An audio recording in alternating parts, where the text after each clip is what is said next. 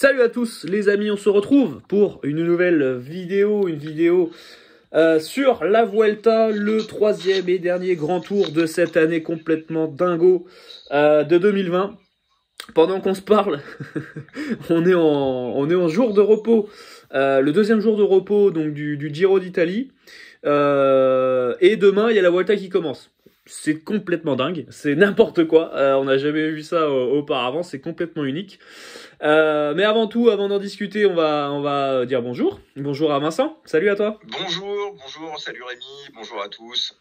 Et merci à celles et ceux qui sont à l'écoute de ce petit podcast pour la Vuelta. Yes, bon, on se retrouve très rapidement. En ce moment, on se retrouve souvent. Ça s'enchaîne rapidement entre le Tour de France, le Giro et la Vuelta.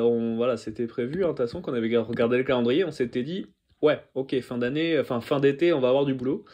Et clairement, c'est le cas. Petit aparté Giro avant de commencer la Vuelta.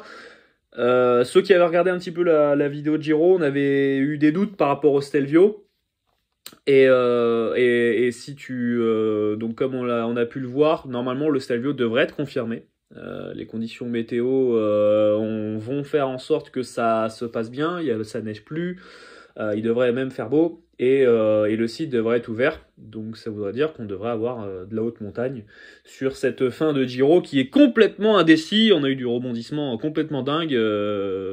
Bon, évidemment la vidéo. Vous la reprenez maintenant, vous rigolez, parce que on parlait de Geraint Thomas, de Yates, des mecs qui ont sauté dès les premiers jours.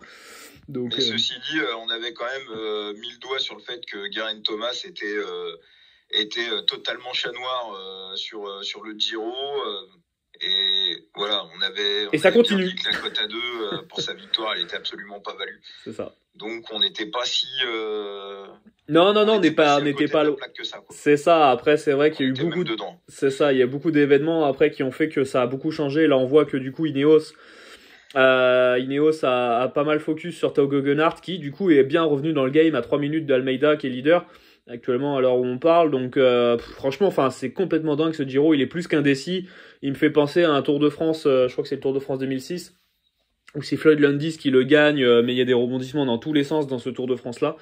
Et ouais, alors après, on n'aime pas le spectacle proposé ou quoi, mais franchement, voilà, je trouve que ce Giro est en tout cas intriguant, et c'est rempli de surprises. On voit des Jay Hindley apparaître, on se dit bon, ok, c'était des mecs un peu ok en montagne pour aider, mais c'est des mecs qui maintenant sont top 3, donc tout va bien. Voilà, on voit des mecs qui... franchement, c'est assez fou. On voit du Fuglsang qui du coup paye vraiment le fait que il est pas d'équipier en montagne, tout simplement. Et puis je pense que tout simplement il aura jamais la carrure et le niveau pour gagner un grand tour. On l'avait dit que c'était très probablement sa dernière chance avec la team qu'il avait, et finalement Lopez il chute dès la première étape, Vlasov dès la deuxième, mal de bide, c'est fini, ou troisième, je sais plus, mais enfin bref voilà, et donc derrière il se retrouve vite esselé, et malheureusement c'est compliqué pour Astana et pour Fuglsang. Et puis on a du Pozzo Vivo qui revient, complètement fou, après son opération de dingue, il avait eu une chute méga dangereuse, où en gros le mec avait failli passer, et finalement il revient et il fait le spectacle, ça fait vraiment plaisir, c'est un coureur que j'apprécie énormément, et donc ça fait plaisir. Bref, c'était une aparté sur le Giro, donc on est incapable aujourd'hui de vous dire qui c'est qui va gagner, le Giro, clairement là, si vous avez du PLT, serrez les fesses, et puis c'est tout ce que vous pouvez faire, je pense actuellement. Voilà, on va faire la Vuelta, 18 étapes, et ça grimpe, ça fait pas semblant sur cette Vuelta là. Niveau météo, tu m'as dit en préambule, avant la vidéo, Vincent, que du coup les températures devraient remonter, en tout cas sur la première semaine. Après effectivement, c'est un peu lointain. Aller choper la météo précise dans 15 jours, bon, c'est un peu compliqué, mais en tout cas normalement il devrait faire à peu près beau sur toute la première semaine, donc c'est quand même des informations à noter, mais il va falloir checker les températures, parce que je pense il peut vraiment faire froid au-dessus de 1500 mètres d'altitude, il peut vraiment commencer à faire froid. voilà, on va arriver quand même fin octobre, début novembre. La troisième semaine en début novembre, je pense qu'elle va piquer pour pas mal de corps. On verra les températures qu'il fera et le temps qu'il fera surtout. Mais si ça commence à flotter troisième semaine et qu'il commence à cailler, waouh, il y a des mecs qui vont sauter. Hein. Il y a des mecs qui vont sauter et on risque d'avoir des rebondissements encore peut-être plus dingues que le Giro.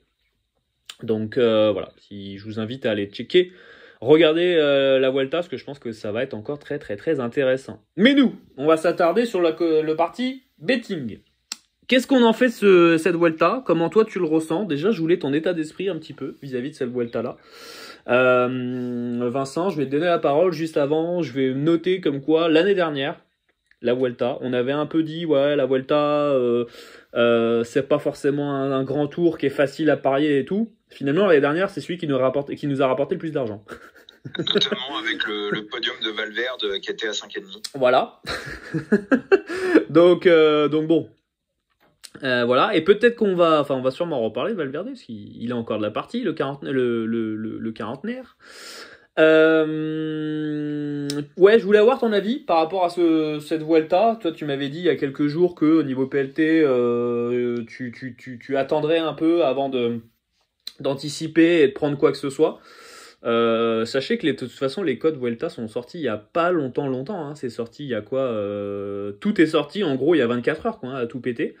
Donc ils s'y sont pris vraiment sur le tard.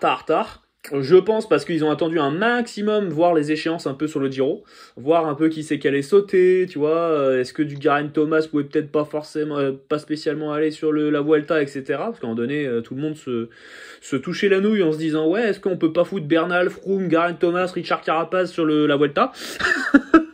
donc forcément oui, sur le papier ça fait mouiller. Après, c'est pas forcément ce qui fait gagner. Mais bon, voilà. Je voulais avoir un petit peu ton état d'esprit vis-à-vis de tout ça, la saison et tout, faire un petit peu un topo vis-à-vis de la Vuelta et voir ce que tu en pensais de ce troisième grand tour, qui ressemble à en termes de start list, ça ressemble à un Tour de France bis, quoi. Voilà. Oui. Alors après, il y a quand même une donnée qui est hyper importante, c'est que tu le disais en préambule, on a 18 étapes. Un grand tour, c'est 21 étapes. Donc, on a, pour la première fois de l'histoire, non pas un grand tour de 3 semaines, mais un grand tour de 2 semaines et demie. Ce qui change pas mal de choses. Hein. Là, il va y avoir 5 étapes et puis, il y a une journée de récupération. Donc, ça fait très peu d'étapes de plat pour sprinter, même s'il faut se méfier de certaines d'entre elles, hein, notamment l'étape 4 où il peut y avoir pas mal de bordures. On a déjà vu sur la Vuelta des bordures faire de gros dégâts et de gros écarts, donc faut pas non plus les mettre de côté. Mais ça peut globalement éviter des étapes pièges avec des ronds-points à la con qui n'auraient pas été vus par les directeurs sportifs. Donc on revient sur un truc où finalement ça va un petit peu plus se jouer, un peu plus se jouer à la pédale entre hommes forts. Et l'autre donnée sur laquelle je t'ai dit que j'allais être prudent sur les PLT, c'est bien évidemment la donnée Covid. Hein. On a vu Yates sur le Giro, tous ceux qui avaient pris le PLT, salut. Matthews qui avait pris des PLT pour le cyclamen sur le Giro, salut. Alors qu'en plus derrière il a été testé, il était négatif, hein, donc il a été retesté 2 fois et 2 fois été négatif après son test positif, donc c'est assez ouf, mais bon. Donc malheureusement en vélo on ne peut pas revenir sur on ne peut pas revenir sur la course, mais donc voilà, donc on a c'est plus cette donnée là qui me fait que je pense qu'il va y avoir des coups à jouer au coup par coup, étape par étape. Il va y avoir de vraies choses à prendre. Par contre, sur les PLT, bon, il y a des petites choses à faire. On va en parler, on va décortiquer. Mais voilà, falloir rester prudent et sur la quantité et sur les mises. Ouais, je pense aussi. Écoute, on va attaquer dans le vif du sujet rapidement, directement. On va aller dans le général. On va aller checker un peu qui c'est les vainqueurs, les favoris, etc. En gros, quand je disais on a un Tour de France bis, c'est le cas pour la Jumbo. En gros, il réaligne quasiment la même équipe que au Tour de France. Peut-être à un ou deux gars près, genre à du Paul Martens, Vingegaard, il me semble que ça y était pas. Mais sinon, il me semble que tout le reste, ça y était. Roglic, George Bennett, Tom Dumoulin, Robert Gesink et Sepp Kuss, voilà. Bon. Comment dire parmi les 5 que je viens de citer, il y en a 4 qui peuvent gagner un grand tour. En gros. Peut-être pas George Bennett, mais allez, sur un malentendu, tu vois. Tu vois. Oui. Voilà, top quoi. 10, envisageable. Voilà, c'est ça. Même 5. Donc voilà. Donc, bon, quand t'as une équipe comme ça, c'est vrai que ça commence ça fait flipper. Alors, la Jumbo. Ça va être un peu comme au Tour de France, je pense, ça va être un petit peu les rois du peloton. Ils vont vouloir. Alors, est-ce qu'ils vont être dans la stratégie à se dire, on va faire comme au Tour de France, on continue sur notre stratégie de se dire, on supporte la course à nous, mais tout seul, on a les épaules pour et on va jusqu'au bout de notre truc, en se disant que pendant 20 étapes, on gagnait le Tour de France et pendant 19, pardon, on gagnait le Tour de France et que la 20e, on s'est fait niquer par un gamin de 20 ans. Voilà. Je rejoins un petit peu ce que tu disais, hein. C'est vrai qu'il n'y a que 18 étapes. Alors, Roglic, avec 18 étapes, il peut gagner la Vuelta. Voilà. À 21 étapes, il aurait peut-être pas pu gagner, mais à 18, maintenant, il peut gagner. Évidemment, ça reste de l'humour. Mais la problématique, on va dire, c'est que Tom Dumoulin a affirmé que normalement, et je dis bien normalement, parce que c'est pas écrit dans le marbre, cette histoire, ça se devrait être lui le leader et Roglic devrait rouler pour lui. Moi personnellement, j'ai beaucoup de mal à l'idée de me dire que Roglic va rouler pour quelqu'un. Pour moi, Roglic est un mâle dominant et c'est un mâle alpha et point à la ligne. Mais Dumoulin est en feu actuellement. En tout cas, il a montré de très très très belles choses, de très belles sensations. Roglic a gagné Liège-Bastogne-Liège, on en a parlé juste avant la vidéo avec Vincent, un peu par défaut, c'est-à-dire qu'à un moment donné, bon voilà, ils font le sprint à 4 avec Pogacar, Hirschi et Julien. Bon, Julien lève les bras trop tôt, etc. Du coup, il passe sur la ligne, ça se joue à un boyau et tout l'histoire, enfin bref, voilà. On connaît, donc on va dire par défaut, mais dans le jump qu'il fait pour aller sprinter, dans ce sprint-là de Liège-Bastogne-Liège, il bloque, on va dire, un peu Hirschi et Pogacar, ce qui fait qu'on n'a pas eu un sprint à 4, mais plus un sprint à 2, quoi, du coup, avec Julien.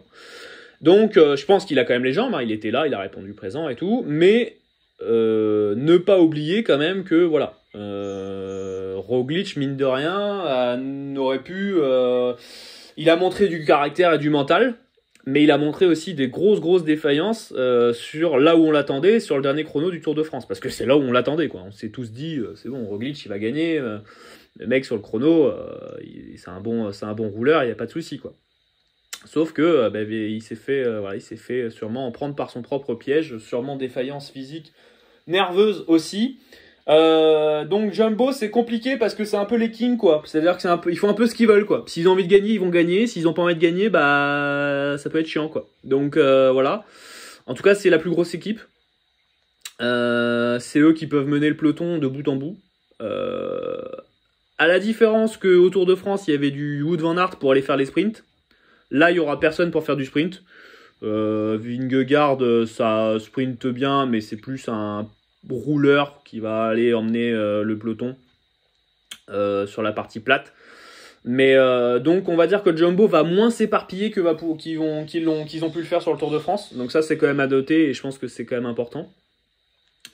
Parce que Jumbo, je pense, est trop éparpillé sur le Tour de France, a voulu trop gagner, tout gagner, et finalement ils ont gagné que des étapes et pas de maillot. Donc voilà, moi je voulais avoir un petit peu ce que tu en penses par rapport à tout ça, Primoz, Dumoulin, voilà. Oui, logiquement Roglic doit rouler pour Dumoulin. Dumoulin a quand même mis le bémol que ça se ferait à la pédale et que si Dumoulin avait été du même niveau que Roglic ou légèrement meilleur, là Roglic allait lui rendre l'appareil, ce qui est pas dit, hein, parce que si Roglic est au-dessus de Dumoulin, ça va à nouveau se retourner, et je pense que Dumoulin n'aura pas de problème à se faire parce qu'il y a une vraie bonne entente et il y a une vraie amitié entre les deux.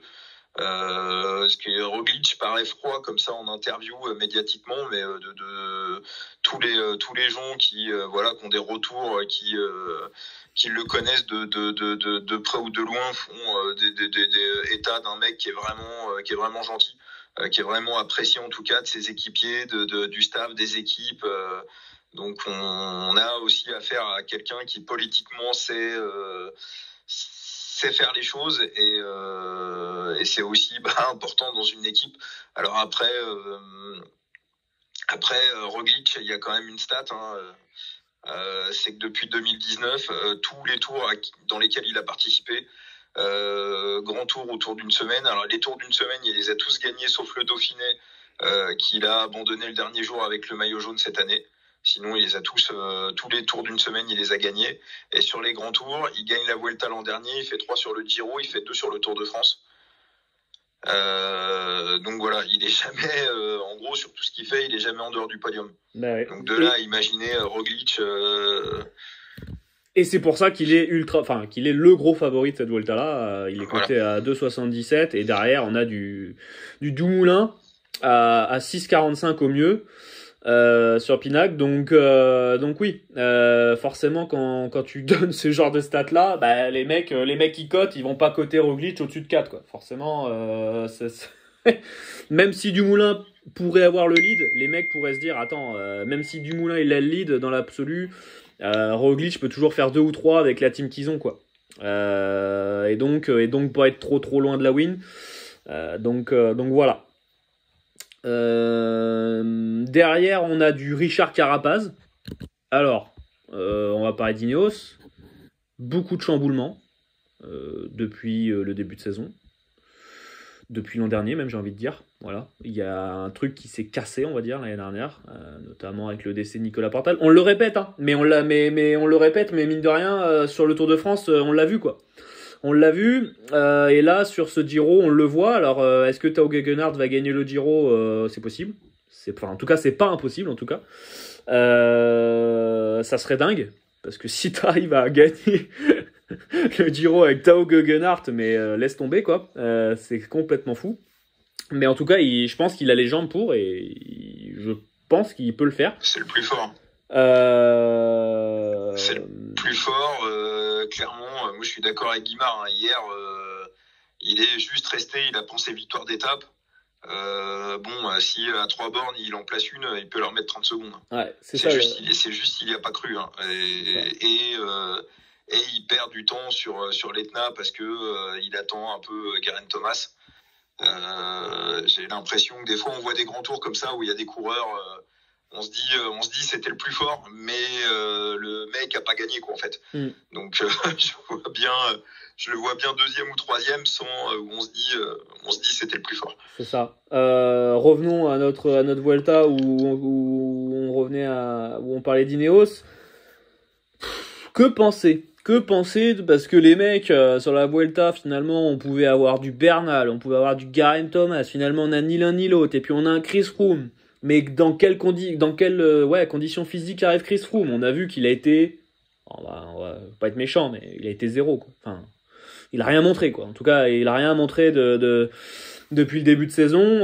Quand il a dû faire l'équipier, il l'a fait, mais ça a été sur très courte durée et beaucoup plus sur se tester plutôt que d'aider l'équipe. Donc plus à regarder un peu quel watt il avait, quelle puissance il pouvait dégager, etc. C'est un vrai point d'interrogation, Chris Froome, parce que si Chris Froome redevient le Chris Froome qu'on connaît, ça change la donne, hein. Et toute la donne en fait. C'est ça le truc, c'est-à-dire que c'est vraiment le point d'interrogation, parce que si Chris Froome arrive en mode lieutenant et qu'on voit qu'il a les jambes et qu'il n'est pas forcément là que pour aider Richard Carapaz, attention. Donc c'est un gros point d'interrogation que personne aujourd'hui n'est capable de soulever. Les partisans de Chris Froome diront oui, vous allez voir Chris Froome, le mec il va gagner la Vuelta. Et puis il y en a qui vont nous dire non mais vous allez les détracteurs vont dire non, vous allez voir Chris Froome il va faire du Chris Froome de 2020, c'est-à-dire qu'il va rien faire. Aujourd'hui on peut tout entendre, hein. Franchement vu ce qu'il a montré on peut tout entendre. Il nous a tellement étonné ce garçon que voilà. Et on a une année tellement folle, 2020, où on a vu, regarde, un Giro complètement dingue, où en fait les favoris sont pas au rendez-vous, et que finalement on a du Jono, des mecs comme Almeida qui sont leaders pendant 14 jours, on a du Kelderman qui est favori pour le Giro. Est-ce que avant le Giro on aurait été incapable de mettre Kelderman favori? Maintenant on se dit qu'il va gagner le Giro, c'est complètement dingue. Donc est-ce qu'un Chris Froome n'est pas capable de gagner la Vuelta? Je pose la question, là, je pose un pavé dans la mare, mais très sincèrement, quand on voit ce qui se passe sur les autres Tours de France, enfin les autres grands tours, j'ai envie de dire pourquoi pas.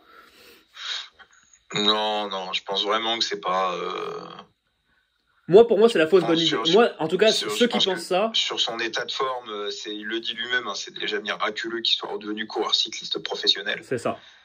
Allez, j'ai même envie de te dire que s'il gagnait une étape, ça serait déjà pour lui un accomplissement. Ça serait déjà pour lui une résurrection totale. S'il faisait top 10, il pourrait se dire que l'an prochain, il peut revenir peut-être dans le game, jouer des trucs dans sa prochaine équipe là, chez Israel Startup Nation. J'y crois pas. Et puis surtout, ça va jouer à la pédale. Donc dès la première étape. La première étape où ça finit en boss, on va être fixé. S'il prend 30 secondes, 40 secondes, 1 minute, allez hop, Carapaz sera leader, Sosa sera co-leader, et terminé quoi. On va être vite fixé, je pense, ouais, effectivement sur le niveau des jambes. Et puis au-delà de l'étape 1, il y a l'étape 4 aussi non pas l'étape 4, pardon, l'étape 6, le Tourmalet. L'étape 6 qui est sympa. Donc voilà, dès la première semaine, on va vite savoir qui est en jambe, qui est pas en jambe. Un peu à l'inverse du Giro où ça se fait un peu attendre, etc. On est là en mode oui, mais bon, les favoris, vous allez voir en 3e semaine. Bon, on est dans la 3e semaine, donc on va voir. Mais parce que c'est vrai que pour le moment, on n'a pas vu vraiment du Nibali se découvrir, du Maïka, du Fuglsang. Voilà, on a plus vu des déconvenus plutôt que de la performance. Donc voilà.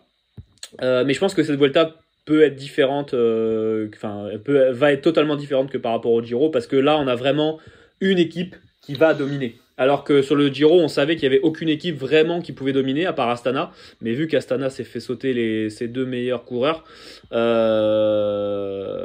petit tacle pour Fuglsang au passage. Mais du coup, voilà, le fait que Jumbo soit là fait que ça va réguler un peu le... Alors, du coup, Vincent a dû quitter la conversation Skype. On va reprendre ça, vous inquiétez pas. Vous allez entendre la magnifique sonnerie de Skype. Mais tout ça pour dire que voilà, je pense que Richard Carapaz a de l'équipier pour l'aider en montagne. Il a du Sosa, il aura du Chris Froome, il aura du André Amador. Maintenant, est-ce que ça sera suffisant pour contenir les assauts de Jumbo? Je ne pense pas. Je ne pense vraiment pas. Je pense que il y aura moyen que, à mon avis, Ineos soit un peu le Ineos de 2020, c'est-à-dire que Carapaz fera le mieux qu'il peut. Il aura quand même, on a vu que les Équatoriens étaient bons, étaient vraiment une nation montante du cyclisme. Il y a une victoire de Navaez sur ce Giro de la team Ineos d'ailleurs qui est voilà équatorien, et je pense qu'il peut vraiment faire quelque chose. Carapaz maintenant gagner la Vuelta, je ne pense pas. Un top 3 est envisageable, mais alors un top 3 c'est à 2,8 sur Winamax. Je trouve que c'est pas assez haut pour que ça se tente. Voilà. Donc je préfère autant tenter un Dumoulin à 2,75. Parce que j'ai beaucoup plus de certitudes sur Dumoulin aujourd'hui que sur Carapaz. Avec l'armada qu'ils ont, je pense Jumbo peut faire coup double, quoi. Peut mettre les deux, Roglic et Dumoulin, sur le top 3, alors que c'est pas forcément le cas peut-être avec Carapaz. Alors je ne sais pas ce que fait Vincent. Voilà, c'est les aléas du direct, les amis. Je pense qu'il a eu un bug de connexion et qu'il est en train de se reconnecter. À mon avis, je pense que c'est ça. Alors j'attends de voir ce qu'il me dit. Voilà, donc je vais continuer. On va parler de Thibaut Pinot. Thibaut Pinot, du coup, qui se ramène donc avec Gaudu et toute son armada, donc avec Armirail, Delage, Ladanius, Le Gac, Seigle et Roux. Je trouve que c'est un peu... Alors attendez, on va essayer de rappeler Vincent. Alors excusez-moi, c'est les aléas du direct, c'est voilà, c'est comme ça, ne cherchez pas. Ah, c'est magnifique, hein, cette petite voix. Alors, tac. Est-ce que on va pouvoir se connecter?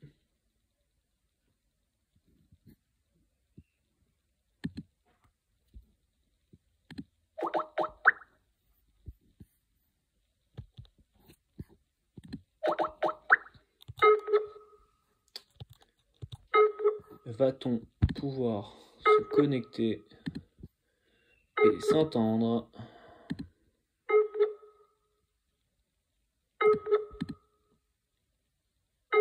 Bon.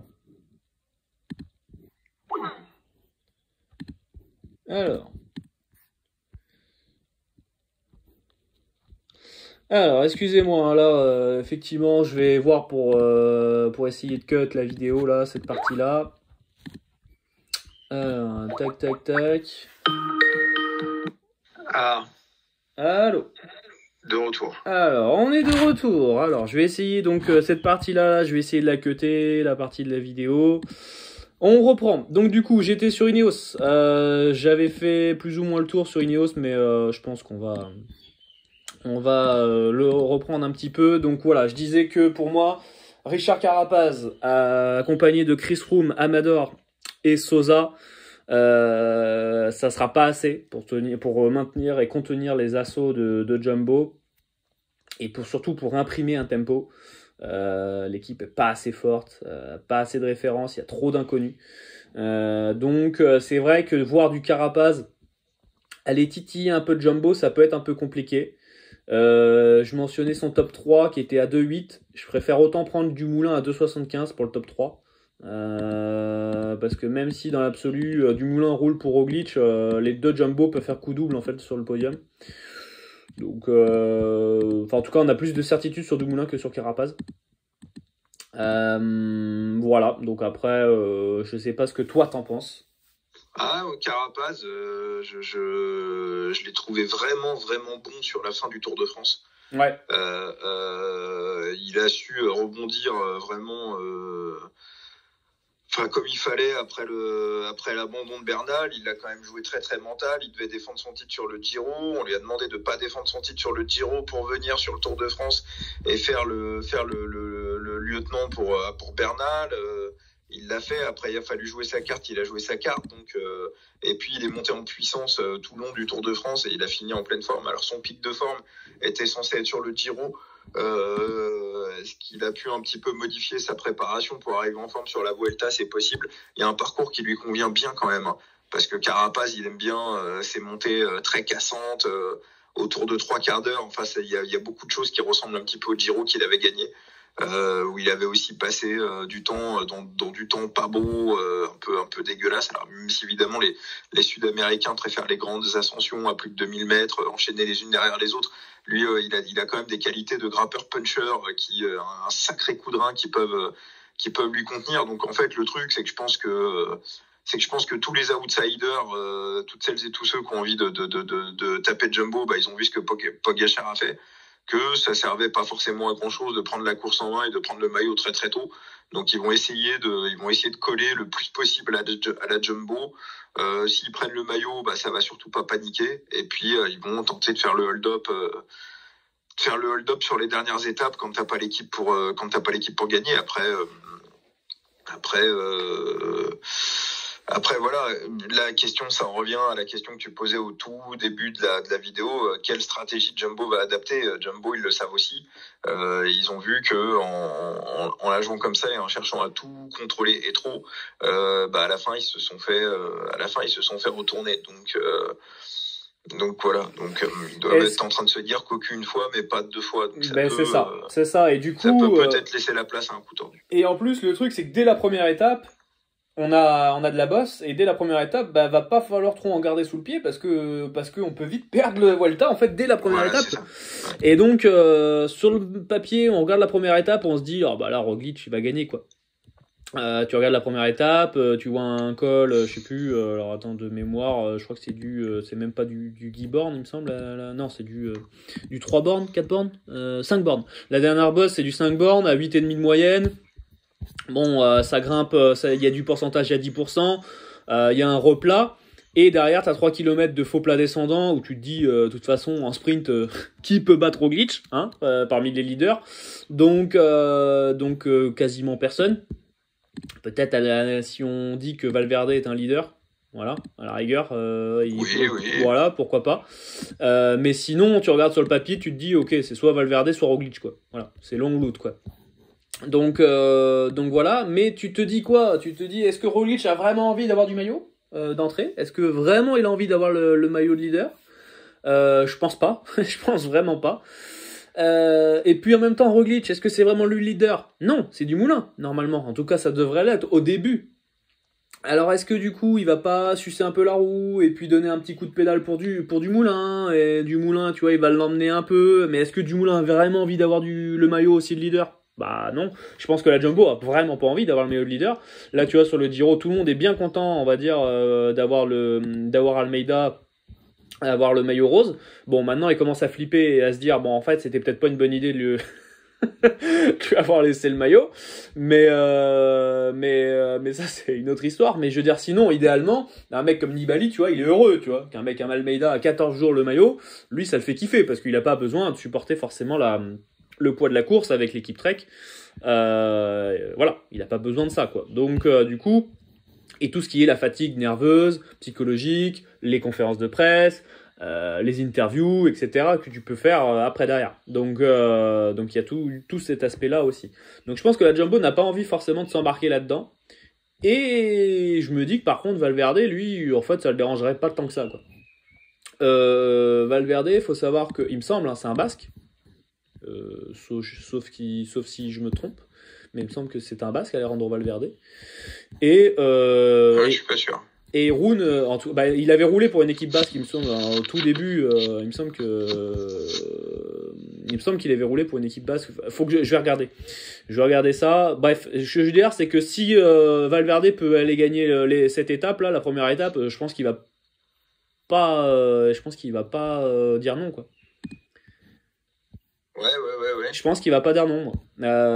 Maintenant. Il est de Murcie, Valverde. C'est plutôt le sud. Bah Murcie, ouais, c'est pas le Pays Basque. c'est pas le Pays Basque. Non, après, non, c'est vrai qu'on c'est pas le l'a Pays Basque. tellement vu. On l'a tellement vu voler sur les tours de Catalogne et tours des Pays Basques. C'est aussi plutôt un Basque d'adoption, et puis même souvent sur des étapes pyrénéennes. Dans le Tour de France, c'est vrai que c'est aussi un endroit, son terrain de jeu naturel se situe plutôt dans ces endroits-là. Ouais. C'est ça. Et du coup, je me dis que pourquoi pas un Alejandro Valverde qui irait, lui, ça le dérangerait pas plus que ça. Et je pense que la Movistar serait bien content d'avoir le maillot. Ils ont l'équipe pour pouvoir supporter en plus derrière. Voilà, je pense qu'à Valverde est beaucoup plus intéressant à prendre pour l'étape 1. On y reviendra peut-être, hein, mais quoique pas sûr, tant qu'on y est, voilà. Mais que un Roglic ou un Dumoulin ou tout autre leader légitime comme Carapaz qui voudrait aller chercher le maillot d'entrée, je suis pas sûr du tout, quoi. Je suis pas sûr du tout. Donc voilà. On va rester dans le général. Donc je vais parler de Thibaut Pinot avec la FDJ. Donc il est accompagné de Gaudu et puis de plusieurs larrons de base qui vont pas forcément trop les aider avec Gaudu en montagne. Voilà, et Le Gars, Carmira, Seigle, Roux, Delage, la Danius. Bon, ok, c'est bien. C'est bien pour les échapper. Maintenant pour gagner une Vuelta, c'est différent. Je pense que la FDJ a plus ou moins dit qu'en gros ils allaient sur la Vuelta pour gagner des étapes. Ok. Maintenant, quand tu as un coureur comme Thibaut Pinot, c'est difficile de lui dire tu vas pas viser le général. Moi, et c'est mon propre avis, Thibaut Pinot, j'ai du mal. Thibaut Pinot, quand on l'attend pas, c'est là où il est le meilleur. Dès qu'on l'attend, tout de suite, c'est beaucoup plus. Voilà, je pense que la pression sur lui qui peut se faire est horrible. Là, sur cette Vuelta-là, il arrive, il a zéro pression. Franchement, il a zéro pression, il aura pas le poids de la course. Il n'y a pas l'équipe pour mener quoi que ce soit, à part Gaudu en super lieutenant, sinon voilà. Par contre, les deux avec Gaudu, ils peuvent vraiment, je pense, créer une belle surprise. Moi, je vois Pinot faire top 3 sur cette Vuelta-là. Il a un parcours qui, je pense, le favorise vraiment, enfin, le met bien. Les températures froides devraient l'avantager. Parce qu'on sait que c'est un franc-comtois et il aime un petit peu la fraîcheur. Pas forcément adepte des grandes chaleurs. Donc là, je pense qu'il va vraiment apprécier ça. Il a vraiment beaucoup de conditions. Voilà. On avait dit ça sur le Tour de France. Bon, malheureusement, on n'avait pas prévu qu'il allait chuter à la première étape. Mais dans les premières étapes, il me semble que je sais plus si c'est la première ou la troisième, je sais plus, j'ai un doute. Bref, donc il est tombé. Après derrière, on sait ce que c'est. Il a fait une défaillance et basta, c'était terminé. Je pense que Pinot arrive avec en se disant, de toute façon, j'ai plus rien à perdre en fait. J'ai plus rien à perdre. Et Roglic et Dumoulin et Carapaz vont se dire, ok. Le mec fait plus rien depuis 2 ans ou presque plus rien sur les grands tours, même s'il est bon en montagne. Après derrière, il se fait toujours avoir sur une étape de plat ou il se fait une défaillance.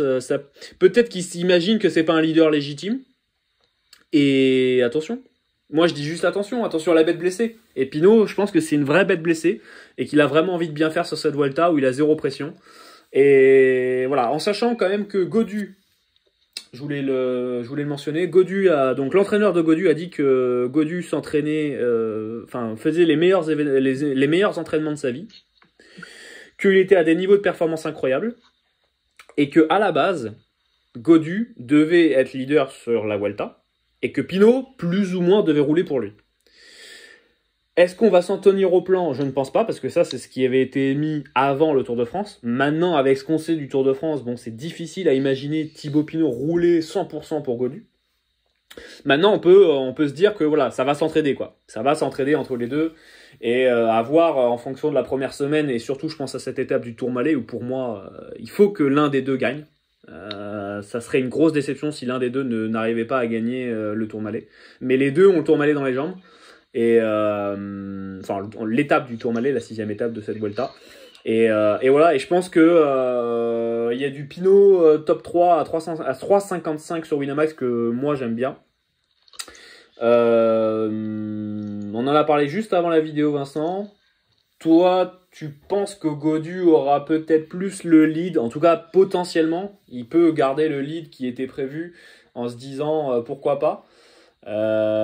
Mais voilà, c'est un peu bizarre la FDJ, la communication est en mode bon, on va chercher les étapes, et puis on verra pour le général, mais c'est pas trop notre vision, mais bon quand même, enfin il y a un peu mi-figue mi-raisin, donc tout ça ils savent pas trop où se positionner. Je pense qu'ils ont pas envie de mettre trop de pression et à Pinot et à Gaudu en se disant bon, voilà, on relâche la pression. Ouais, moi je pense qu'ils savent très très bien ce qu'ils font.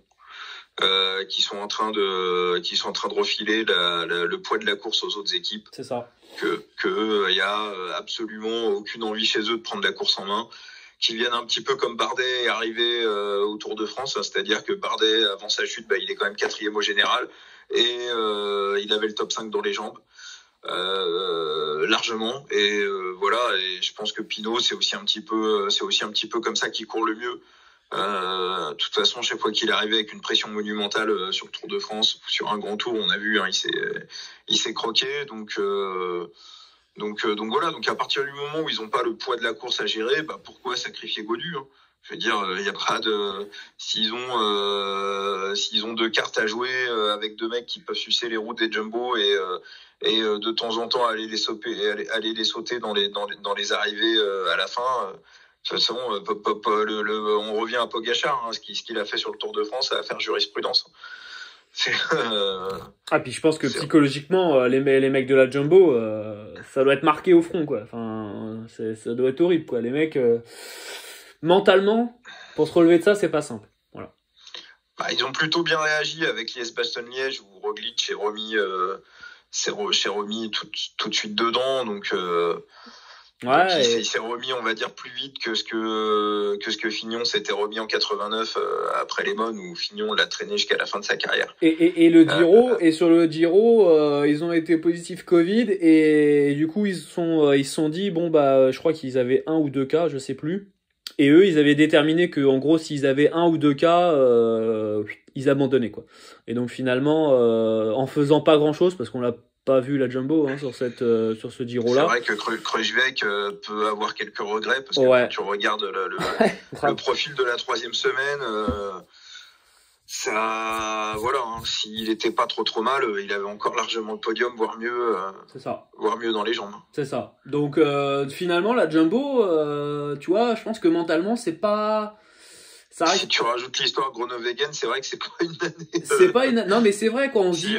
Ils ont Van Aert, quoi. Et Van Aert qui perd d'un boyau le Tour des Flandres, effectivement. Tu vois, on se dit souvent, on dit oui, la Jumbo, ça, oui, c'est vrai, ça a beaucoup gagné. C'est vrai, ça a gagné énormément d'étapes, de victoires, de courses d'une semaine avec Roglic notamment. Effectivement, oui, ça gagne beaucoup de courses avec Wout van Aert aussi.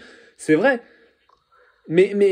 Mais en même temps, quand tu vois le potentiel de l'équipe, les mecs peuvent tout gagner. Donc du coup, bah, t'attends à ce qu'ils gagnent tout. Et c'est vrai que c'est quand même vachement particulier. Moi, je pense que, je vais revenir à Pinot, je pense qu'il a vraiment le top 3 dans les jambes. Maintenant, est-ce qu'il l'a dans la tronche ? Je sais pas. Je sais pas, et on va en parler après du classement jeune, où Gaudu peut faire une perf. Je pense que Gaudu sera pas loin, mais que ça va enfin, on va en parler. On va en parler parce que c'est un peu compliqué. Je vais mentionner Mas et Vlasov. On va en parler maintenant. Je vais mentionner Mas et Vlasov qui sont donc du coup 2 coureurs pour le classement jeune. Je l'ai noté en top 3 les deux, donc Mas à 3,9 et Vlasov à 4,7 pour le top 3. Pour moi c'est un peu anecdotique de les noter top 3, je vais dire pourquoi. Alors oui, Enric Mas a fait 2e en 2018 de la Vuelta. Pour moi c'était une énigme. Ça l'est encore. J'ai beaucoup de mal avec ce coureur. C'est un coureur qui attaque peu. Et quand il attaque, c'est pas tranchant. J'ai du mal à savoir vraiment qu'est-ce qu'il est bon, quoi. En quoi il est bon, qu'est-ce qu'il est capable. C'est un coureur complet, mais en même temps, il est bon nulle part et il est pas excellent, quoi. Il est bon partout, mais bon nulle part et pas excellent. Donc c'est un peu bizarre, Enric Mas. La Movistar arrive avec une équipe de montagnards où en gros ils ont typiquement l'équipe, ils ont quasiment la même équipe que sur le Tour de France. Donc ils ont une équipe pour gagner le classement équipe. Voilà, sauf que nous la Movistar, on les a vus à 21 et maintenant ils sont à 2,07 au mieux sur cette Vuelta. Donc clairement c'est pas pareil. Mais ouais, difficile de se dire ouais Enric Mas en favori quoi. Franchement, j'ai beaucoup de mal à y croire. Il y a ce collide avec Valverde. Est-ce que Valverde, pour une de ses dernières Vuelta, est-ce qu'il va être encore performant ? Franchement, il y a plein d'interrogations, quoi. Valverde, c'est son objectif de la saison, hein, donc il était plus ou moins censé être en mode préparation sur le Tour de France. Ouais.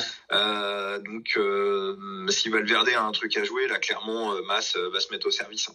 Ça c'est ça. Vraiment que Mas soit vraiment au-dessus de Valverde. Alors après Valverde, il y a la météo qui va pas l'aider. Hein. C'est un mec qui déteste le froid. Là sur cette Vuelta là au mois de septembre, il aurait été beaucoup plus dangereux. Même à 40 ans, là, j'ai peur que la météo, ça le freine un peu. Mas, comment il va digérer deux grands tours en une saison, on sait pas. Mas, bon, on va dire que son point fort, c'est d'être régulier. C'est ce qu'il a montré sur le Tour de France. Il finit 5e sans vraiment montrer grand chose. Il était toujours là. Il n'a pas eu de jour sans, en fait.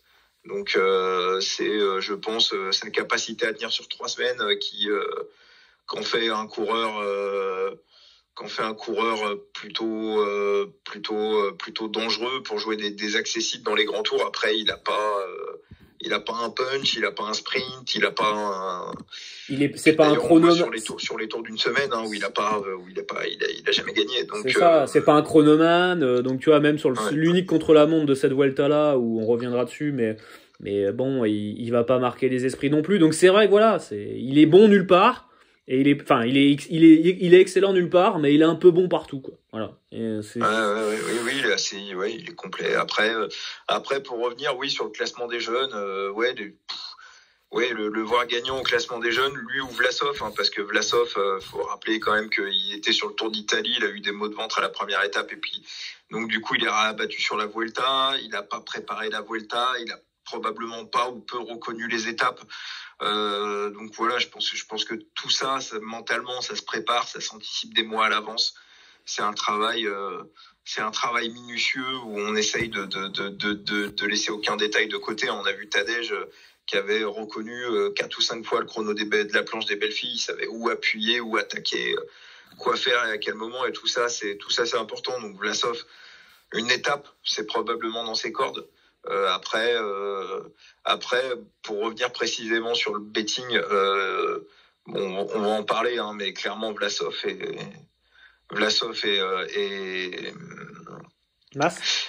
Mas sont cotés beaucoup trop bas. Ouais, 2,22 sur Pinacle pour Mas sur le classement de jeunes, et Vlasov à 3,25 sur Vbet au mieux.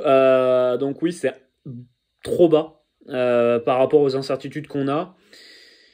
On a du Sosa qui est à 11, donc Sosa Team Ineos. Que dire de ce mec-là? Est-ce que ce mec-là va être déterminé en mode est-ce qu'on va lui dire tu vas être le lieutenant de Carapaz et Froome va être oui, si Froome prend un pet d'entrée comme c'est probable à 98%.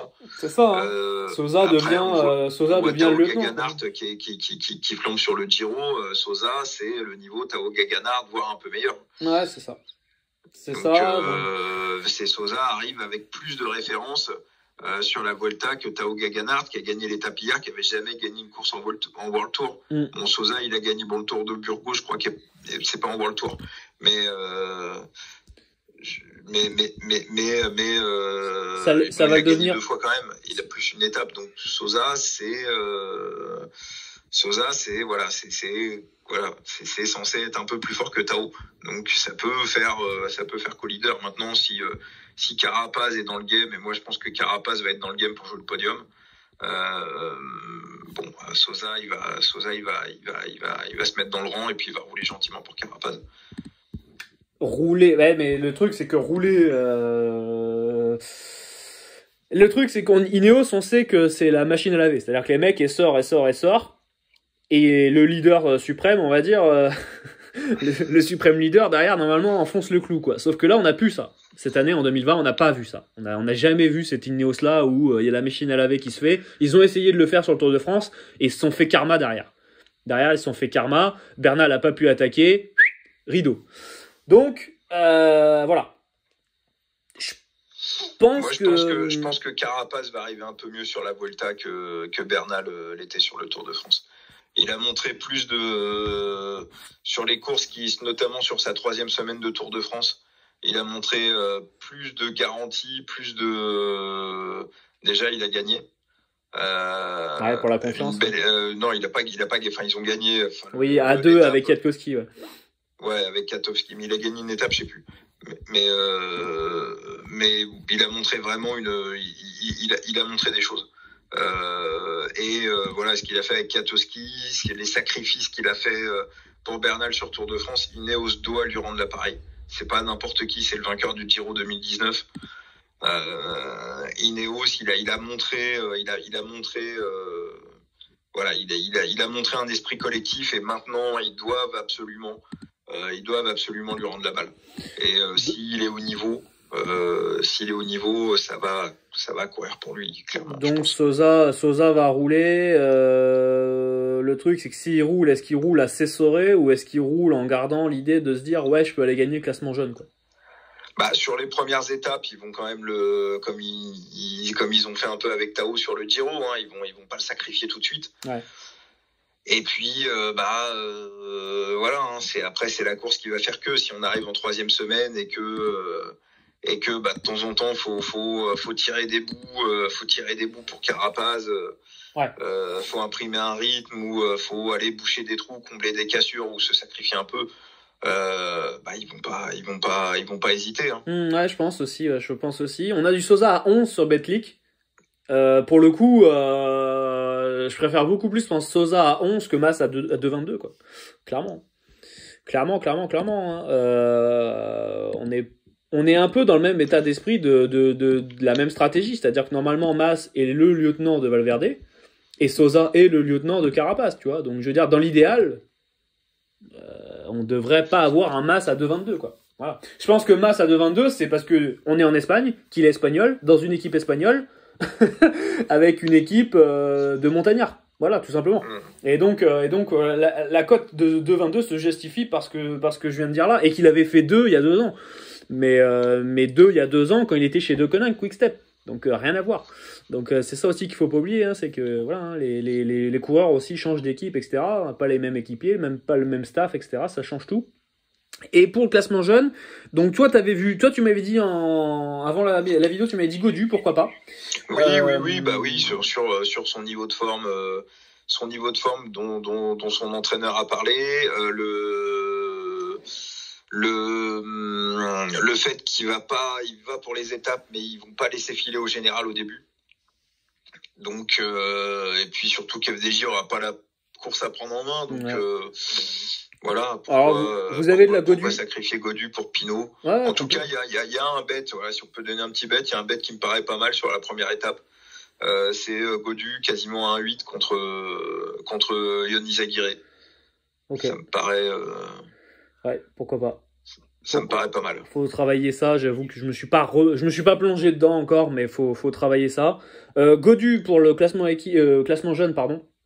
C'est coté à 11, donc la même chose que Sosa. Et il y a un dernier larron qu'on voulait parler, c'est Monsieur Daniel Martinez à 12 sur Betclic. Et pour nous, c'est lui le gars qui devrait, enfin en tout cas c'est notre pick. C'est la value, quoi. Pour nous, c'est notre pick pour nous pour ce classement jeune là. Pourquoi? Il a gagné Paris-Nice cette année, alors dans des conditions un peu particulières, c'est vrai, mais il a quand même gagné Paris-Nice. C'est un très bon rouleur.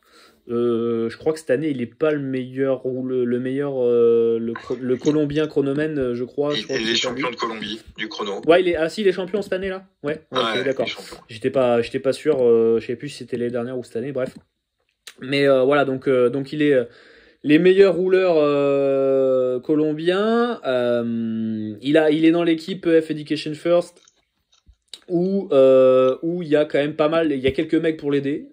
Michael Woods sera plus là. C'est plus une équipe qui va viser des étapes avec Hugh Carty, Magnus Cort Nielsen, TJ Van Garderen et Michael Woods. Mais disons que le leader de la team, c'est lui. Et il a des mecs pour l'aider en montagne. Et je pense que ça va quand même pas être mal. Et c'est un mec, voilà. On l'attend pas. Il a gagné une magnifique course sur le Tour de France. Et je sais plus. Il avait montré une solidité incroyable. Il avait été complètement fou sur cette étape-là. Il avait été vraiment très très bon. Et puis je pense que il a un parcours vraiment pour lui, quoi. Il a un parcours quand même pour lui. Oui. Sur le chrono, il va pas perdre de temps. Il va gagner du temps sur des Gaudu. Il va gagner du temps, je pense, sur du Sosa. Pas sûr, mais je pense qu'il va quand même en gagner. Et sur du Mas ou Vlasov, je pense qu'il va pas en perdre en tout cas. Il va au moins ne pas en perdre. Sur Vlasov en chrono, il roule mieux que Vlasov. Voilà. Donc il a vraiment toutes ses chances, Martinez, et en plus c'est un mec qui a des rêves, quoi. C'est un mec qui a des références.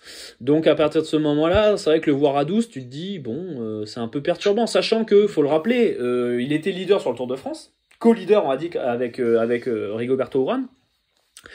Mais il a abandonné en milieu de deuxième semaine, hein, c'est ça, je crois. Non, il a pris c'est Guita qui a abandonné. Non, il a été au bout. Il a pris la chute.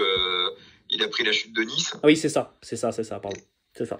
Où il a perdu un temps considérable et derrière bon il s'est remis petit à petit mais non, il finit le tour il finit le tour, il finit 4e meilleur jeune derrière loin derrière Pogačar, mais en même temps il visait plus ça, il visait les étapes et il avait gagné au Puy-Marie, c'est ça, au pas de Pérol, c'est ça où il gagne devant Lennart Kamna et Maximilian Charman, où c'était un contre les deux Bora.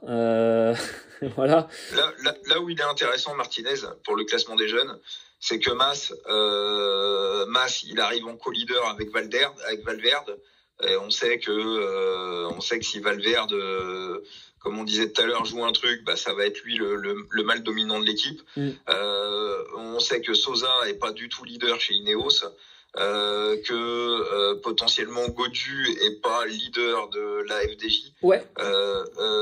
Et donc avec Vlasov qui a pas vraiment préparé cette Vuelta, globalement lui et Vlasov sont les deux jeunes qui sont leaders de leur équipe. Et Martinez au classement général chez EF, c'est clairement le leader. Donc c'est en ça c'est intéressant. Oui, et puis c'est un coureur, là, tu vois, je regarde cette année, tu vois, sur ses dernières courses, donc il fait 20 à Liège-Bastogne-Liège, bon, ok, il fait 13 à la Flèche Wallonne, il fait 31 sur les mondiaux, sur la course en ligne, et 18 sur le chrono. Le Tour de France, tu regardes un peu, alors il jouait pas forcément le général, mais il est toujours plus ou moins placé. Il est 11, il est 23, il est 32, il est 27, il est 35, il est 26. Donc tu vois, et ça c'est des mecs, tu vois, tu regardes sur le Critérium du Dauphiné, bon, il l'a gagné. Le Tour de Colombie, bon, c'est déjà loin, hein, c'est en février, c'était une autre époque, hein. Mais il fait 2e au général derrière Higuita, son collègue de la même équipe. Donc c'est toujours un mec qui est placé, quoi. Voilà. Et ça, c'est un peu ce qu'on veut, quoi. Clairement, enfin, c'est un peu ce qu'on veut. Disons que c'est un mec où on sait que ce mec-là, hormis grosse défaillance, il va pas être à la rue. Et il va pas se prendre du 5-6 minutes dans la gueule, quoi.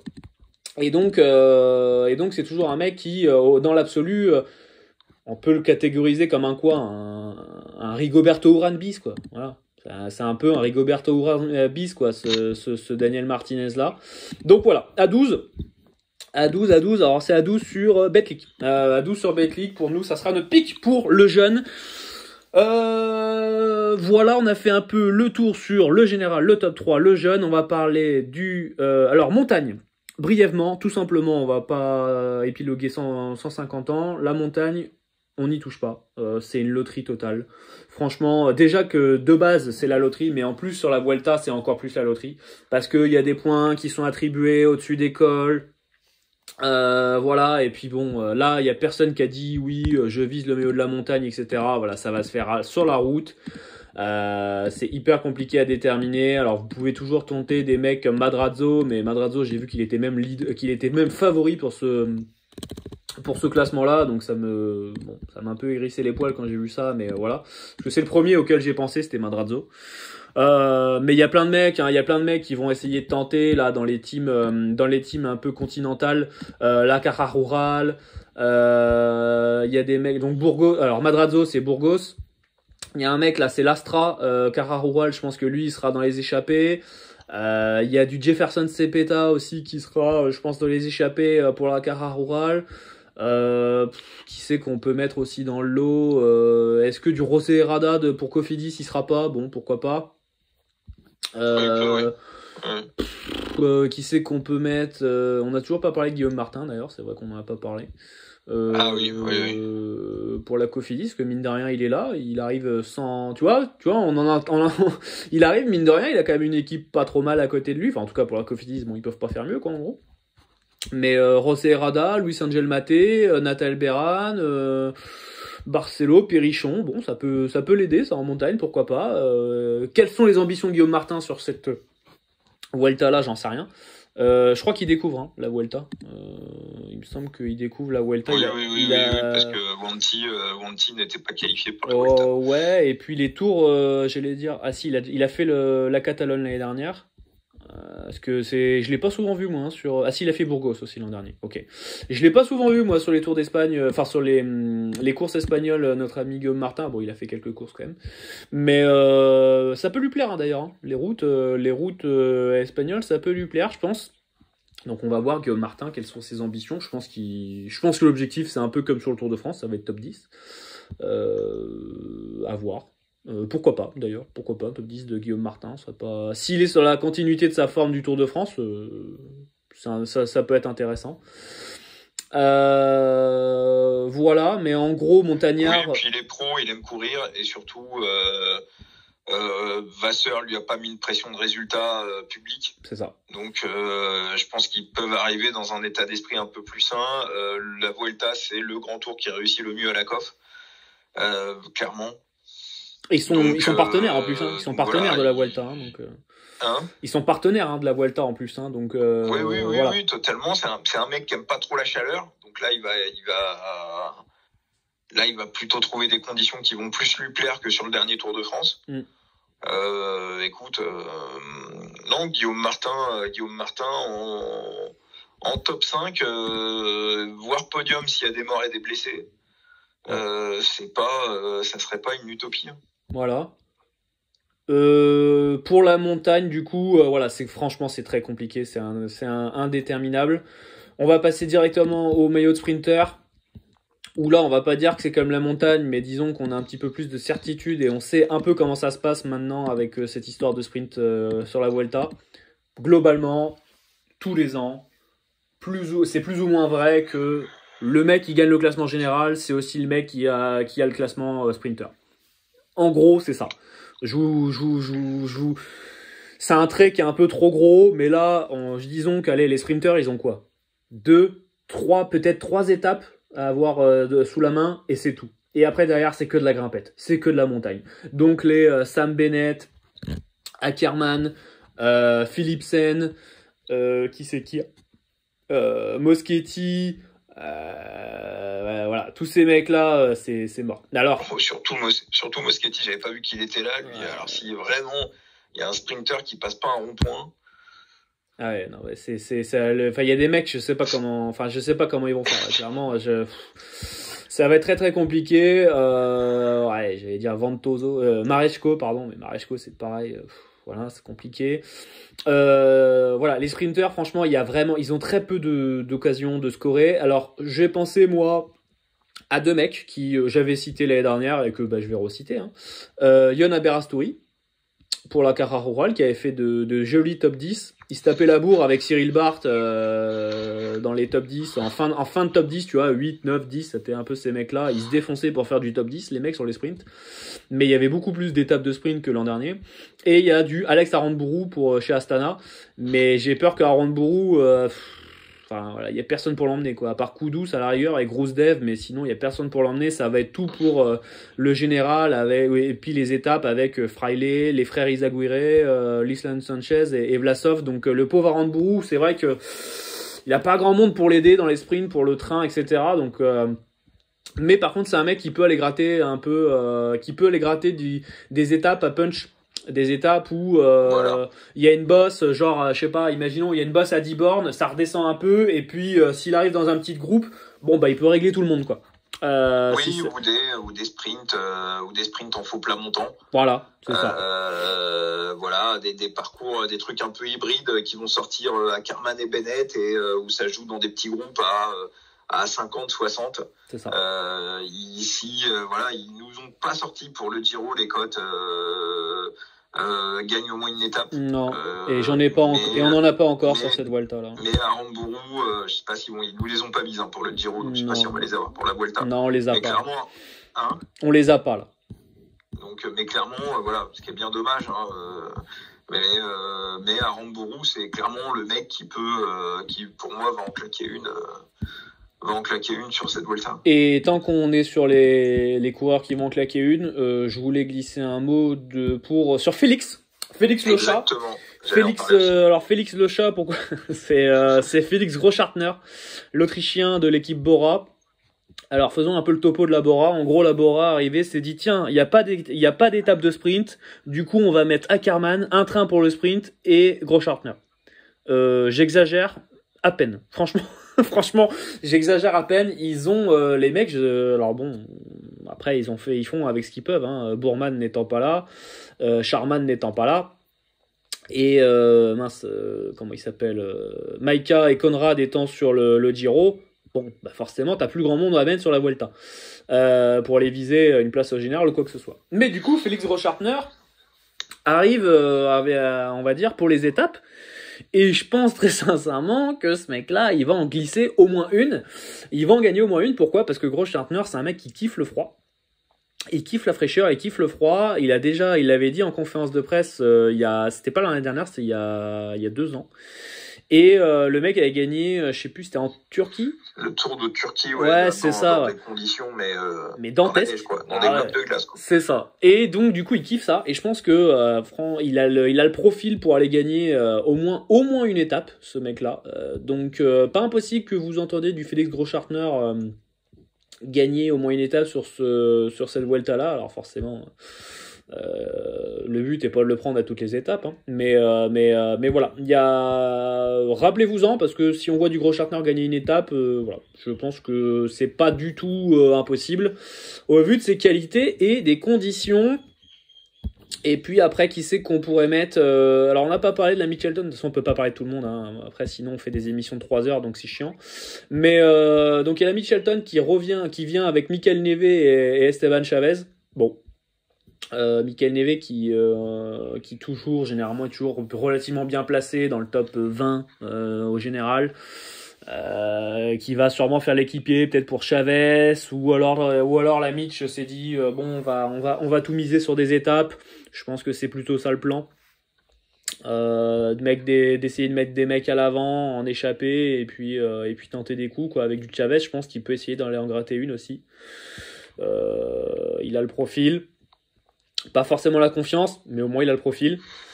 Et puis il y a l'équipe UAE où il y a quand même du bon monde, hein, là-dedans. Rui Costa, David de la Cruz, Davide Formolo, Jasper Philipsen, Sergio Henao. Bon, il y a du monde, quoi. Après, est-ce que ça va faire quelque chose ? J'en sais rien. Mais il y a quand même du beau monde dans cette équipe UAE, en tout cas pour aller viser de l'étape. Davide Formolo, on va voir. Mais il avait montré de très belles choses là en début de saison. Exact. Donc je pense que c'est pareil, c'est un mec qui sera sûrement dans le coup pour aller chercher une win. Après pour le général, ça sera sûrement trop compliqué. Mais attention à l'équipe UE, hein, parce qu'ils sont très surprenants depuis le début de saison. Donc voilà. Philipsen, très bon sur le Big Bang Tour. Faudra regarder sur les sprints, mais il sera probablement valu. Ouais, bah de toute façon, il prend la première étape du Big Bang Tour, il était à 11. De toute façon, je pense que là, les sprints, ça va pas être compliqué, hein. Ils vont mettre Sam Bennett, Ackermann, Philipsen. Et puis après, voilà, Aranburu, Aberastouri, et puis on aura des mecs un peu derrière comme ça, quoi, du Marechko, Moschetti, etc., quoi. Oui, donc je pense que on aura Bennett et Ackermann autour de 2, 2, 5, et puis derrière on va avoir Philipsen qui sera à 7 ou 8. C'est ça. Donc peut-être que le bon coup à prendre, ça sera peut-être Philipsen. Il faudra bien regarder les profils. Et puis quand on voit Ackermann, les mauvaises performances qu'il a pu faire, ça peut laisser clairement Philipsen aller titiller du Sam Bennett. Même si la Quick-Step a encore une superbe équipe avec Archbold, Morkov, Stibar, Cataneo qui visera des étapes aussi, lui, Andrea Baggioli, et puis il y a le petit Yannick Stemle. Alors lui c'est un buffle, c'est un espèce de rouleur incroyable, je l'ai vu je sais plus quand là, il est complètement fou lui, l'allemand là. Stemle, on va sûrement en entendre parler aussi sur cette Vuelta là, mais qu'est-ce qu'il emmène lui, waouh, un espèce de rouleur style Cavagna un peu, c'est un grand malade. Voilà. Et puis Baggioli, attention pour en claquer une aussi, hein. Ouais. Bon punch, bon sprint. Sur l'étape 1, voilà, Baggioli, maillot rouge dès la première étape. C'est pas. Ouais. En effet. Comme Félix, hein, ça peut tomber sur un mec comme ça. C'est clair. Classement équipe. Alors, classement équipe. La spécialité maison. C'est ça, exactement. Rappelons que notre cote à 80 pour Ineos sur le Giro est toujours en marche. Toujours en marche, ils ont ça va être compliqué quand même. Ouais, ça va être compliqué, je pense, sur la fin. Là, bon, en même temps, on n'avait pas prévu Geraint Thomas. On n'avait pas prévu beaucoup de choses aussi. Enfin, si, on avait prévu, mais disons que, c'est vite tombé à l'eau. Mais c'est... à un moment donné, ils étaient passés à 1,5 quand même. Hein. Bon, là, il n'y a plus de cote. Hein. Même les books, ils ne savent plus. Mais on va préciser quand même qu'Ineos est en tête du classement équipe sur le Giro avec 1 minute 30 d'avance sur la De Koninck. Avant l'étape d'avant-hier, on était à plus de 12 minutes sur la De Koninck. Donc voilà. La petite cote à 81 qui fait son bout de chemin. Là, on va pas vous proposer de cote à 81 parce que là, les books se sont dit attends, Vincent et Rémi nous dépouillent là depuis le début de l'année sur ces putains de classement équipe. On va arrêter les conneries. Donc du coup, ils nous ont mis de la Movistar à 2,07, de la Jumbo à 3,43, du Astana à 5,53. On retrouve des choses, on va dire, un peu plus cohérentes. C'est quand même hallucinant parce que Movistar vient avec quasiment la même équipe que sur le Tour de France. C'est ça. La concurrence, elle est quasiment la même que sur le Tour de France. La Jumbo vient avec une équipe aussi forte. Ineos, c'est pas plus faible. FDJ, c'est pas plus faible. Enfin bon, quand on regarde, et sur le Tour de France, ils étaient à 21, quoi. On est passé de 21 à 2,07. Avec la même équipe, quoi. Ah non, c'est assez fou, c'est assez dingo. Donc forcément, à 2,07, ça fait pas mouiller. Il y a le collectif incroyable de la Jumbo qui les mecs ont fait deuxième sur le Tour de France sans forcer. Donc à ce classement là, c'est un classement où en gros si Movistar le vise pas, personne va le viser. Et ça va être un peu par défaut, un peu comme la montagne ou même le sprint. Alors oui, le sprint on n'a pas forcément parlé, mais du coup en gros Bennett ne devrait pas gagner le classement sprinter. Oui, le fil de Bennett fil qui a 1,26 sur le sprint, il paraît quand même relativement safe. Voilà. C'est cadeau, quoi. Bennett normalement ne gagne pas, ça devrait être cadeau, et après derrière ça devrait jouer sûrement entre Roglic. Alors bon, ils ont mis du Roglic en ultra favo logiquement, moi je pense à du Dumoulin à 11 parce que si on reste dans cette... préciser un truc quand même sur le classement du sprinter de la Vuelta qui est important. Vas-y. C'est qu'à la différence du Giro et du Tour de France où on régule les points en fonction de la difficulté des étapes, ou à savoir que sur les étapes de sprint, les sprinteurs prennent le max de points et on met moins de points en jeu sur les classements, sur les étapes de montagne. Sur la Vuelta, c'est pas le cas. C'est-à-dire, vous gagnez le Tourmalet, vous marquez autant de points que quand vous allez arriver en tête à la dernière étape pour sprinter à Madrid. C'est exactement la même chose. Et c'est pour ça que sur la Vuelta, c'est souvent un classement par points qui se joue entre sprinteurs et grimpeurs. Et c'est aussi pour ça que la Vuelta, c'est le tour le moins glamour pour les sprinteurs.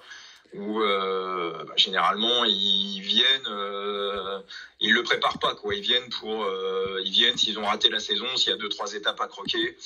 Bon voilà, et pour finir sur Bennett, sa gagne du maillot vert sur le Tour de France lui a, je pense, coûté un jus monumental contre Sagan, parce que c'est un combat, tous les matins, aller faire l'intermédiaire, gratter 2 points, 3 points, 4 points, faire des comptes, et 2 qui font, et 2-3 qui font 5 et 2-5 qui font 7. Enfin bon, c'est voilà, donc je pense pas que mentalement il soit prêt à rebatailler pour ça, quoi. Sam Bennett l'an dernier, alors qu'il y avait beaucoup plus de sprint, il finit troisième derrière Roglic et Pogačar. Donc voilà. Voilà. En ayant gagné 2 étapes, je crois. En ayant gagné, il en avait enfilé pas mal.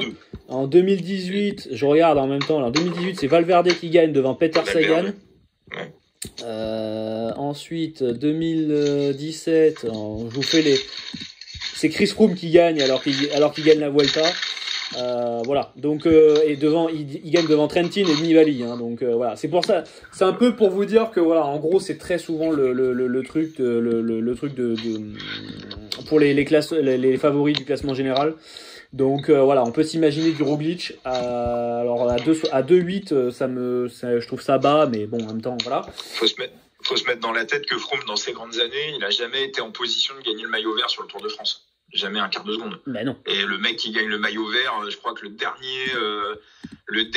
vainqueur du Tour de France qui a gagné le maillot vert, je pense que ça devait être Bernard Hinault en 80 ou en 81. Ouais, ça doit être ça, ouais. Ça doit être ça. On a du Valverde à 6-3, où là, c'est un peu compliqué de le voir. On se dit, ouais, pourquoi pas, il va être dans les sprints et tout. Mais non, il est plus du tout comme ça, Valverde. Donc ça, c'est une fausse bonne idée. Moi, j'avais noté du Aramburu à 30. Alors ça va pas du tout dans la logique dont on vient de dire, hein, mais typiquement s'il y avait eu plus d'étapes de sprint, Aramburu à 30, il passe la montagne et tout, voilà, ça aurait pu être une bonne pioche. Mais moi voilà, si j'avais un truc à pic là-dessus, ça serait Dumoulin à 11, dans l'idée de me dire voilà, Dumoulin, si c'est le leader de la Jumbo, à 11, il peut passer au-dessus en premier des cols, et donc tout de suite ça devient intéressant, voilà. Mais voilà, globalement c'est un peu tortueux d'aller là-dessus. Roglic à 2-8 paraît être le favori légitime, mais pour moi c'est trop bas et c'est une prise de risque qui est un peu bête. Voilà. Et pour l'équipe, moi je vois Jumbo la remporter, on va dire un peu par défaut. Je suis pas sûr que Movistar veuille le viser encore une fois sur cette. Moi je pense que si. Sur cette Vuelta. Enfin, en tout cas, les deux semblent les plus légitimes pour gagner sur le classement équipe. Moi je pense sur le papier, enfin le boss de Movistar, il tient énormément à ce classement-là, encore plus sur le Tour d'Espagne. Sauf impondérable, je pense qu'ils vont vraiment tout faire pour. Ouais, voilà, ouais. C'est ça le truc, c'est que du coup, sauf impondérable, en fait, c'est soit Movistar, soit Jumbo, quoi. Du coup. Voilà, il y a une épidémie de Covid ou une chute collective qui mettrait la Movistar sur le flanc. C'est ça. Sinon ils vont le viser, ils vont clairement le viser. Donc moi j'avais vu un bet que Vincent trouvait intéressant, c'était Jumbo gagne remboursé si Movistar à 1,77. Ou ça c'est pas trop mal à tenter, pourquoi pas. Maintenant voilà, ça reste quand même une cote qui est pas forcément hyper haute. Donc voilà les amis, il y a Vincent qui se fait couler un café. C'est les aléas du direct, hein, c'est normal, c'est comme ça. Voilà un petit peu ce que l'on est. On a fait le tour sur cette Vuelta 2020. Il y a beaucoup de choses à dire. N'hésitez pas en commentaire si vous avez des questions, des interrogations, si vous avez des avis à faire partager. Évidemment, on vous répondra. On reste disponible évidemment sur nos réseaux sociaux.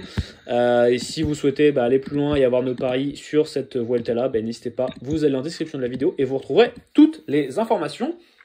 Vincent, normalement, on devrait plus se retrouver en vidéo en 2020. Moi qui nous mettent un grand tour au mois de décembre. Ouais, voilà, et en Autriche ou en Allemagne ou en Autriche, ouais, pourquoi pas, on est capable, hein, et absolument, on peut tout faire, ou même en Colombie. Hein. Voilà. Normalement, on devrait plus se voir, en tout cas pour les vidéos Grand Tour de 2020. Ça fut un plaisir d'avoir fait encore cette vidéo-là. Sachez qu'on vous réserve un petit truc avec Vincent, mais c'est un petit truc. Oui. C'est un petit truc qui est voilà, c'est un petit truc qui est pas grand chose, mais vous allez voir, c'est un petit truc. Oh, quand même. C'est sympathique. Et puis voilà. Et puis écoutez, si vous avez des questions, n'hésitez pas. Bien sûr, on reste à votre écoute. Merci à vous, merci à tous d'avoir suivi cette émission. Et puis merci à toi, Vincent. Merci Rémi, et puis merci à toutes celles et tous ceux qui nous ont suivis, et surtout bonne Vuelta et bonne fin de Giro. Salut à tous. Ciao, ciao. Ciao, ciao.